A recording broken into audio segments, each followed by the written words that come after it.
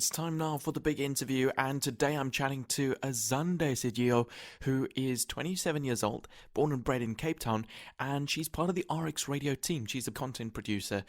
She joined RX Radio in January this year. Before that, she worked in the multimedia department of a newspaper media house, and she has experience in child participation programs. She studied journalism at Rhodes and majored in anthropology, and because both these subjects allow her to learn and engage with people in different ways. Currently, she lives with her cousins in their grandparents' family home in Gugulethu, and the reason I'm chatting to her today is because Azande has overcome COVID-19 and is our only guest we've had on the show that has overcome COVID-19. She's our first guest right here on RX Radio Breakfast who's overcome the virus. So it's going to be incredible to talk to her and find out what that whole journey and experience has been like. And then just remember that these interviews we do conduct over the internet, so apologies for the quality if it's not up to scratch and not like we normally have with our studio when we're able to use our studio. Obviously, because of the lockdown, we're using new methods, including internet like this. So Azande, we want to understand this whole situation. So how did you find out that you had COVID-19? My cousin and I both had what we thought was flu, which was normal for the season because it was cold and it was winter.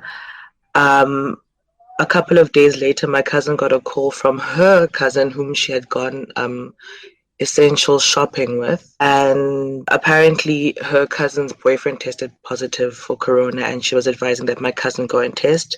So my cousin tested the day after that, and then 3 days later she got her results and they came out positive. At that time I was already feeling absolutely at my worst, but it took me I think 2 days after she got her results to go. When I was well enough, I went to Grooteskier, and they told me they would SMS me if I was negative and called if I was positive.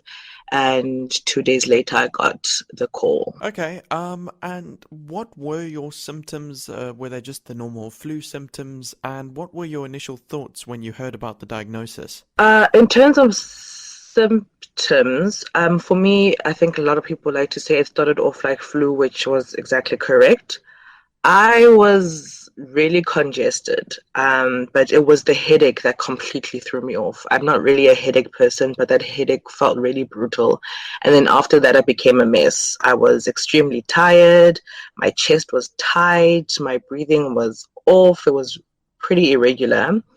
What else? The breathing through my nose felt, there was like a stinging sensation every time. It felt like the air was just trying to hurt my nose.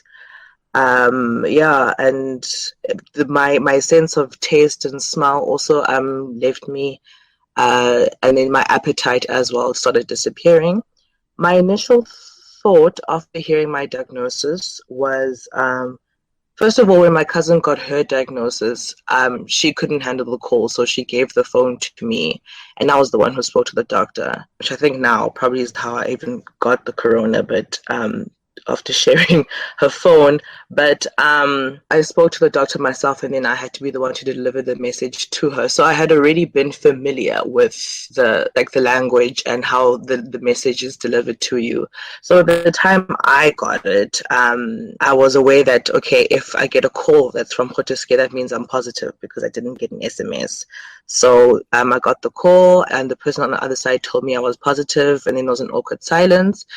And then I was like, no, it's okay. I kind of, already guessed that was going to be the result since it's not an SMS. So I feel like I was already prepared. And before that, I had already started my isolation process. So I wasn't as shocked as I could have been because I handled it with my cousin before. And I think when my cousin got the news, I immediately just, told myself that it's probably the same case with me. So that I reacted worse when my cousin got the news, because that night I cried. And by the time I got to the news for myself, I think I had already mourned the COVID-free Azande. Wow. Azande, thank you so much for joining me this morning, sharing that and shedding light on what it's actually like to go through a positive testing for COVID-19 and being able to overcome the virus. So thank you so much for joining me this morning. No problem. Thank you so much for having me. You're listening to RX Radio. For and by children. RX Radio. RX Radio rocks.